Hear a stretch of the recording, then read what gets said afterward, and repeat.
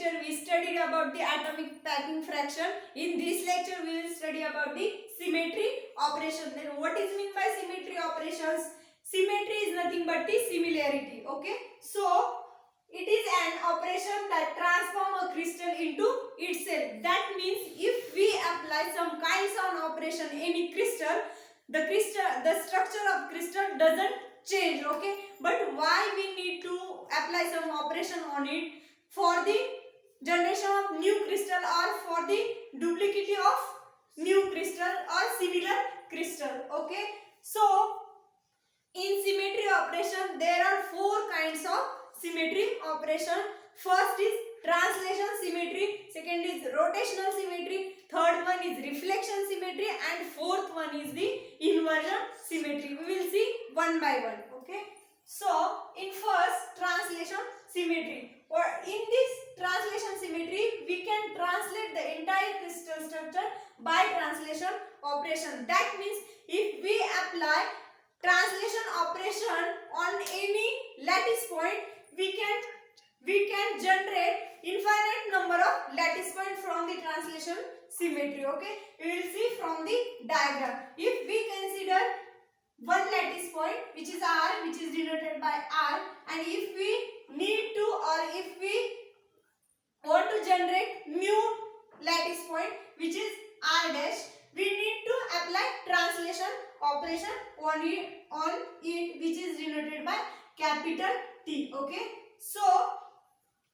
if we apply the translation T on it, we will get R dash. If we want to calculate R dash, what is R dash?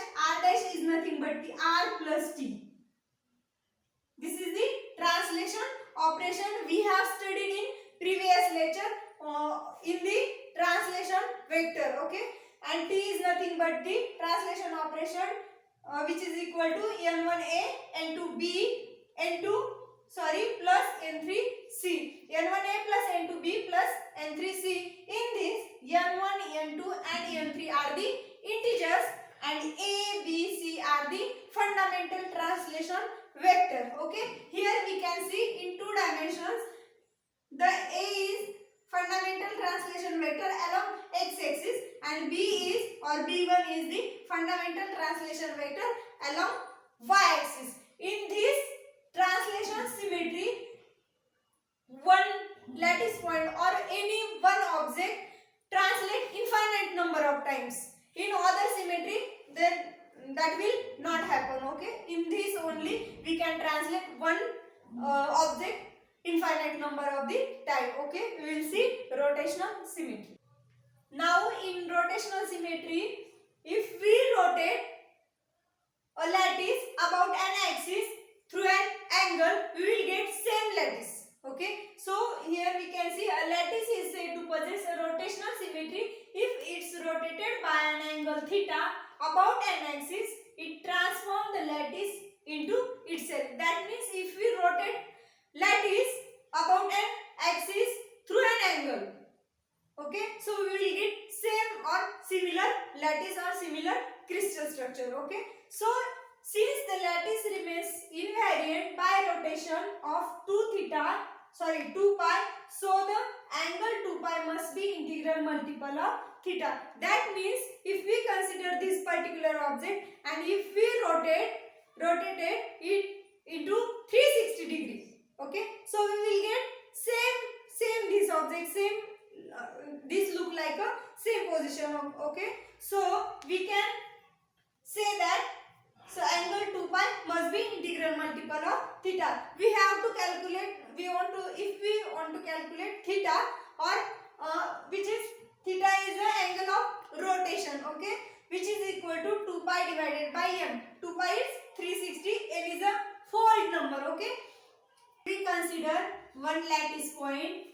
This is the rotation axis which is perpendicular to this lattice point. If we need to generate similar lattice point, okay, so we have to rotate it along this rotation axis in the 360 degree. We will get same lattice point. Okay, this is for 360 degree. For the 360 degree, n is how much? N is 1. pi divided by 1, which is equal to 360 degree. Theta is 360 degree, or we also call it one fold symmetry. Okay, we will calculate for the two-fold symmetry. For or in two-fold symmetry, if we consider two lattice point, okay, and we rotate it into 180 degree, okay, 180 degree, we will get similar lattice point, or this lattice point translate into this, and this lattice point translate into this also, okay, vice versa. So this is for two-fold symmetry. Then how much angle? Angle is 2 pi divided by n is 2. So we will get theta is equal to 180 degree. This is for two-fold symmetry. So in one-fold symmetry n is equal to 1. In two-fold symmetry n is equal to 2. For three-fold symmetry we will consider a triangle. Okay, lattice point on triangle. Here is one lattice point, here is also lattice point, and here is also one lattice point. If we rotate this into 120 degree, okay, 120 degree, this lattice point will shift into this lattice point will translate into this also, and this is will in this lattice point. Okay, so we will get same triangle or same lattice point, similar lattice point after rotational symmetry or after three-fold rotational symmetry. For 120 degree, theta is 2 pi divided by 3. If we consider n is equal to 3, then we will get theta is equal to 120 degree. For three-fold symmetry, n is equal to 3, and we will get angle of rotation 120 degree. So in four-fold symmetry, we will consider one square, okay, and lattice point on the corner of square or corner of that cube. Okay, so if we rotate this lattice point in 90 degree, okay, so we will get this lattice point. If we consider if we rotate whole lattice point in in 90 degree, we will get another lattice point. This lattice point shift into this or translate into this also translate into this, or we will get similar structure of this square or similar lattice point. So for four-fold symmetry, theta is equal to theta is equal to 90 degree, or n is equal to 4. So we can call it four-fold symmetry. After four-fold, the lattice or the structure look like a same or similar structure. For six-fold symmetry, we can consider hexagon, okay, or lattice point on the corner of hexagon. So if we rotate this particular lattice point in the 60 degree, the lattice point translate into this, or this lattice point translate into this, or lattice point translate this lattice point translated into this. Okay, similarly we will get similar lattice point or similar structure of hexagon. Okay, so for six-fold symmetry, 2 pi divided by 6, n is 6, and angle, rotation angle will be 60 degree. So for the six-fold symmetry. Next one is reflection symmetry. Okay, in reflection symmetry, a lattice is said to possess a reflection symmetry if there exists a plane or line into the inner lattice which divides into two lattices having two identical halves which are mirror images of each other. We will explain, or we will see by diagram. Okay, in this reflection symmetry, we consider a triangle which is A, B, C. Okay, in this triangle, if we consider